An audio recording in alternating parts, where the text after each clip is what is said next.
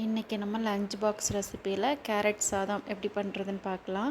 இதுக்கு வந்து மிக்ஸி ஜாரில் 2 கேரட் குட்டி குட்டியாக கட் பண்ணி வச்சுருக்கேன், அதை உள்ளே சேர்த்துக்கலாம். அதுக்கப்புறமா அரை மூடி தேங்காய், ஒரு அரை ஸ்பூன் வந்து மிளகு, இதை வந்து தண்ணி சேர்த்து மிக்ஸியில் அரைச்சிட்டு இதோட பாலை மட்டும் ஃபில்ட்ரு பண்ணி எடுத்துக்கோங்க.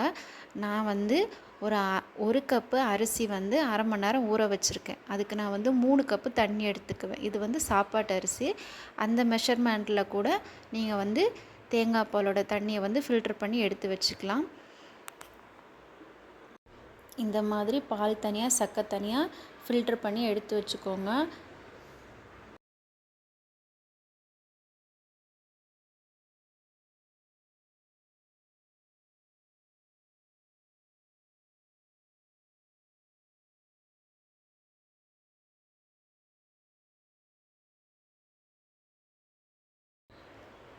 அடுப்பில் குக்கர் வச்சுட்டு குக்கர் வந்து சூடானதுக்கப்புறமா 2 டீஸ்பூன் எண்ணெய், 1 டீஸ்பூன் நெய் சேர்த்துக்கோங்க.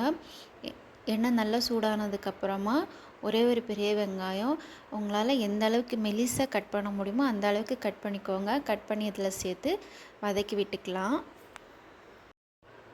வெங்காயம் ஒரு பாதி வதங்கினதுக்கப்புறமா 2 பச்சை மிளகா, ஒரு 3 பல் பூண்டு, ஒரு சின்ன துண்டு இஞ்சியும் பூண்டையும் வந்து நான் இடித்து சேர்த்துருக்கேன். பச்சை மிளகா வந்து கீரல் போடலை, முழுசாகவே சேர்த்துருக்கேன்.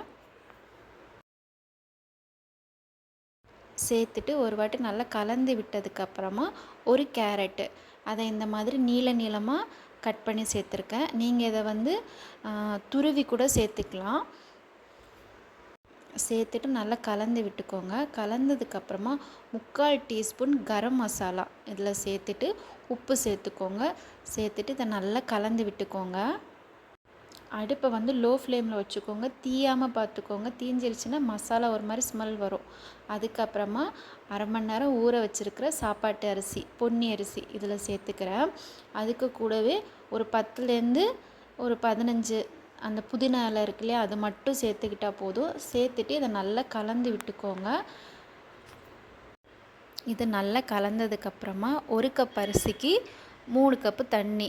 ஏன்னா இது சாப்பாட்டு அரிசி, இது கொஞ்சம் நின்று வேகும். அதனால் 1 கப் அரிசிக்கு 3 கப்பு தண்ணி சேர்த்துருக்கேன். தண்ணினா நான் ஃபஸ்ட்டு நம்ம அரைச்சி வச்சுருந்தோம் இல்லையா தேங்காய் பால், அதை நம்ம சேர்த்துருக்கோம். சேர்த்துட்டு இதை வந்து ஒரு 2 கொதி நல்லா கொதிக்கிற அளவுக்கு விடுங்க. எப்போவுமே வந்து சாப்பாட்டு அரிசியில் வந்து நீங்கள் புலாவ், சாதம் எது செஞ்சாலுமே ஒரு நல்ல 2 கொதி வந்ததுக்கப்புறம் குக்கரில் மூடி போட்டு கரெக்டாக 3 விசில் விட்டிங்கன்னா சாதம் வந்து குழையாது, அடி பிடிக்காது, நல்லா உதிரியாக அழகாக குக்காக இருக்கும். நீங்கள் இதை ட்ரை பண்ணி பாருங்கள். நல்லா கொதித்ததுக்கப்புறமா நம்ம குக்கர் மூடி போட்டு ஒரு 3 விசில் வச்சுக்கலாம். 3 விசில் வந்ததுக்கப்புறமா அடுப்பை ஆஃப் பண்ணிவிட்டு ஒரு 15 நிமிஷம் ரெஸ்ட்டு கொடுங்க. ரெஸ்ட்டு கொடுத்துட்டு குக்கரை நம்ம ஓப்பன் பண்ணி பார்க்கலாம்.